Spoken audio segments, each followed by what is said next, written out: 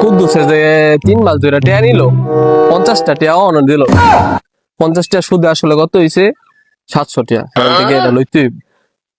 সুলাইমন শুনতে যে 50 আনছিলাম লাভ হয়েছিল তো বহুত হয়ে গেছে গা।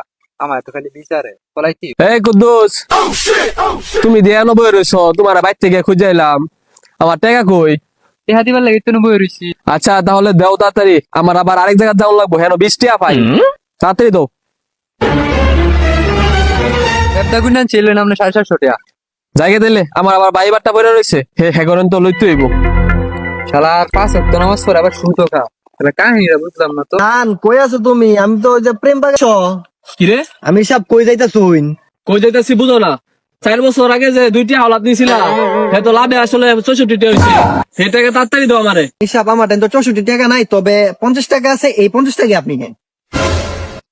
14 টিয়া দিতে পারো না প্রেম বাগানো গিয়া তো আবার নাইকার লগে ঠিকই ফুচকা মুড়ি খাও আর এই 14 টিয়া যে কোন বছরে দিবা একমাত্র আল্লাহ মাহবুদ জানে।